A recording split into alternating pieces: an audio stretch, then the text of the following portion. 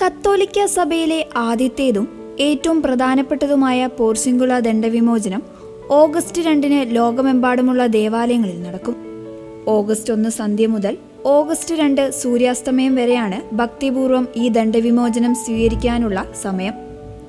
പോർസിംഗുല മാതാവിന്റെ തിരുനാൾ ദിനത്തിൽ ക്രമീകരിക്കുന്ന ഈ പ്രത്യേക വരപ്രസാദത്തിലൂടെ തങ്ങളുടെ പാപങ്ങളുടെ കാലിക ശിക്ഷയിൽ നിന്ന് വിടുതൽ നേടാൻ വിശ്വാസികൾക്ക് അവസരം ലഭിക്കുന്നു. വിശുദ്ധ ഫ്രാൻസിസ് അസീസിയാണ് പോർസിംഗുല ദണ്ഡവിമോചനത്തിന് തുടക്കമിട്ടത്. ദേവമാതാവിന്റെ നാമധേയത്തിലുണ്ടായിരുന്നതും ഉപേക്ഷിക്കപ്പെട്ടതുമായ പോർസിംഗുല എന്ന പുരാതന ദേവാലയം വിശുദ്ധൻ പുനർനിർമ്മിക്കുകയും അവിടെ താമസമാക്കി സന്യാസ സഭയ്ക്ക് രൂപം നൽകുകയും ചെയ്തു.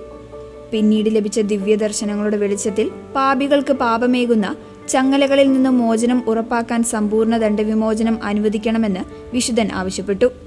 1216 ഹൊണോറിയസ് മൂന്നാമൻ മാർപ്പാപ്പ ഈ അപേക്ഷ അംഗീകരിക്കുകയും 1481 സിക്സ്റ്റസ് നാലാമൻ മാർപ്പാപ്പ ഇത് സഭയിലെ എല്ലാ ഫ്രാൻസിസ്കൻ ദേവാലയങ്ങളിലേക്കും പിന്നീട് സഭയിലൊട്ടാകെയും വ്യാപിപ്പിക്കുകയുമായിരുന്നു.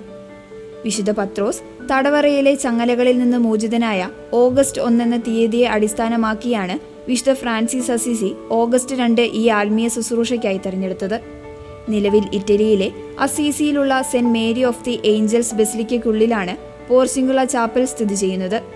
കത്തോലിക്ക സഭയുടെ മതബോധന ഗ്രന്ഥമനുസരിച്ച് കുമ്പസാരത്തിലൂടെ പാപങ്ങളും അവയുടെ നിത്യരക്ഷയും ക്ഷമിക്കപ്പെടുന്നുണ്ടെങ്കിലും പാപം മൂലമുണ്ടാകുന്ന കാലിക ശിക്ഷകൾ അവശേഷിക്കുന്നു.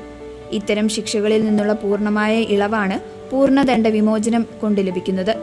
ഇത് സ്വന്തം ആത്മീയ ശുദ്ധീകരണത്തിനായോ ശുദ്ധീകരണ സ്ഥലത്തിൽ കഴിയുന്ന ആത്മാക്കൾക്കായോ കാഴ്ചവെക്കാം.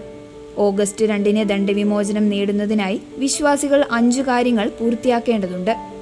അതിൽ ഒന്നാമത്തെ കാര്യമാണ് പോർസിംഗുല ദണ്ഡവിമോചനം നേടണമെന്ന ആഗ്രഹത്തോടെ സ്വന്തം ഇടവക പള്ളിയിലോ ഫ്രാൻസിസ്കൻ ദേവാലയമോ ഭക്തിപൂർവ്വം സന്ദർശിക്കുക എന്നത്.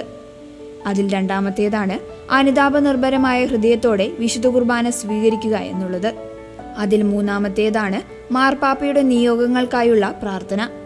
ഒരു സ്വർഗസ്ഥനായ പിതാവേ, ഒരു നന്മ നിറഞ്ഞ മറിയമേ, ഒരു ത്രിത്വസ്തുതി എന്നിവയും വിശ്വാസ പ്രമാണവും ചൊല്ലി മാർപ്പാപ്പയുടെ നിയോഗങ്ങൾക്കായി സമർപ്പിക്കുക. നാലാമത്തേതാണ് കുമ്പസാരം. ദണ്ഡവിമോചന ദിനത്തിന് 8 മുതൽ 20 ദിവസം മുൻപോ ശേഷമോ അല്ലെങ്കിൽ അന്നേ ദിവസത്തിലോ നല്ല രീതിയിൽ കുമ്പസാരിക്കുക. അഞ്ചാമത്തേതാണ് എല്ലാവിധ പാപ സാഹചര്യങ്ങളിൽ നിന്നും പൂർണ്ണമായും അകന്നു നിൽക്കാനുള്ള ആന്തരിക വിശുദ്ധി സൂക്ഷിക്കുക എന്നുള്ളത്. പാപഭാരങ്ങൾ ഇറക്കിവെച്ച് ഹൃദയം ശുദ്ധീകരിച്ച് ദൈവകൃപയിലേക്ക് മടങ്ങിയെത്താൻ സഭ നൽകുന്ന ഏറ്റവും വലിയ ആത്മീയ സമ്മാനമാണ് പോർസിംഗുല ദണ്ഡവിമോചനം. പാപത്തിന്റെ കറകൾ കഴുകിക്കളഞ്ഞ് പുതുജീവനിലേക്ക് ചുവടുവെക്കാൻ ഈ പോർസിംഗുല തിരുനാൾ നമുക്ക് വഴിയാകട്ടെ.